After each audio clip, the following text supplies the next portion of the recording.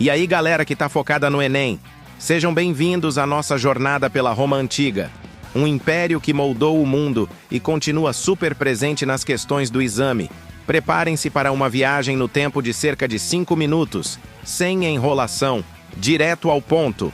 Antes de começarmos, se inscrevam no canal, deixem o like para a gente poder criar mais aulas iradas.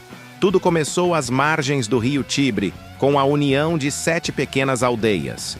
Uma vilazinha que viraria a capital de um dos maiores impérios da história.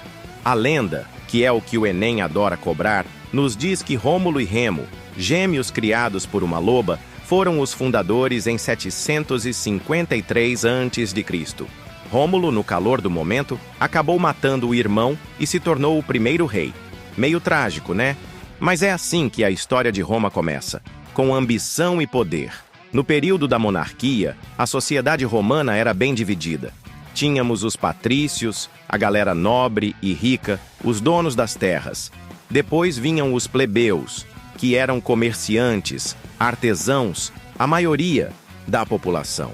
Tinha também os clientes, plebeus que trabalhavam para os patrícios, e claro, os escravizados, que eram a base da produção. O rei mandava em tudo, mas ele tinha que se virar com o apoio de uma assembleia curiata e do Senado.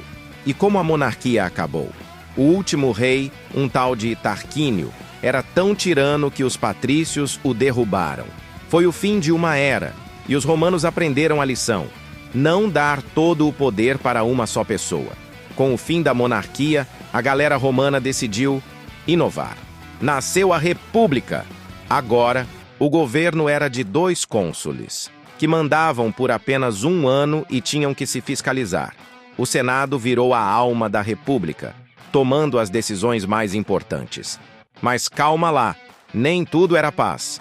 A República foi marcada por uma briga clássica entre patrícios e plebeus. Os patrícios queriam manter seus privilégios, e os plebeus, coitados, queriam direitos. E eles conseguiram, viu?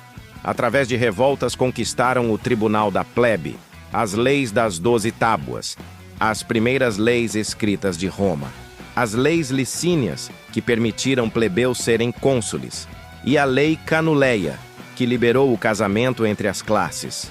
Viram como a pressão popular funciona? Com as tretas internas resolvidas, ou quase, Roma olhou para fora. E o que eles viram? Território para conquistar. Dominaram a Península Itálica, invadiram a Grécia, e de lá trouxeram muita cultura, filosofia e deuses. E depois partiram para a briga mais épica, as guerras púnicas contra Cartago. Imagina elefantes em batalhas. Depois de 120 anos de guerra, Cartago foi destruída. Em pouco tempo, Roma dominava todo o Mediterrâneo. Era poder que não acabava mais. Mas tanto poder trouxe um problema. Como governar um território tão vasto? A República começou a se fragmentar, e a solução foram os triunviratos, alianças de 3 líderes. Tivemos o primeiro, com Pompeu, Crasso e Júlio César. Esse nome vocês conhecem, né? E o segundo, com Marco Antônio, Otávio e Lépido. Mas as disputas continuaram, culminando numa guerra civil entre Otávio e Marco Antônio. Otávio venceu, recebeu o título de Augusto do Senado e tcharam! Nascia o Império Romano. Era o fim da República e o início de uma nova era de glória. O Império Romano durou quase 5 séculos, estendendo-se por Europa, Ásia e África. O segredo?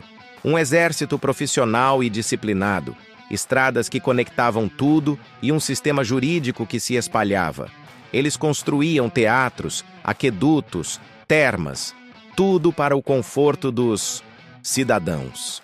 Mas nem tudo eram flores. O império ficou gigante demais para administrar. Tinha problema de imposto, general ambicioso querendo seu próprio pedaço e os povos germanos batendo na fronteira.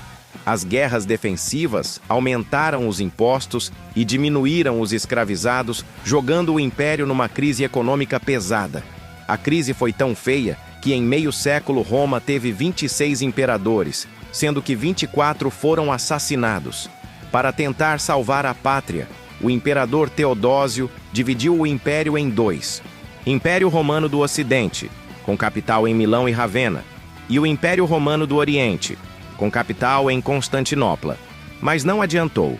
Em 476 d.C., o Império Romano do Ocidente caiu, marcando o fim da Antiguidade e o início da Idade Média. O Império do Oriente, esse sim, resistiu por mais 1000 anos. E essa foi a nossa rapidinha sobre a Roma Antiga. Lembram-se? Monarquia, república e império. Os conflitos, as conquistas e a queda de um gigante. Para gabaritar no Enem, é fundamental ter essa linha do tempo na cabeça. Ficou alguma dúvida? Ou querem discutir mais sobre os patrícios e plebeus? Mandem suas perguntas e não se esqueçam de se inscrever no canal e de deixar aquele like ao final do vídeo.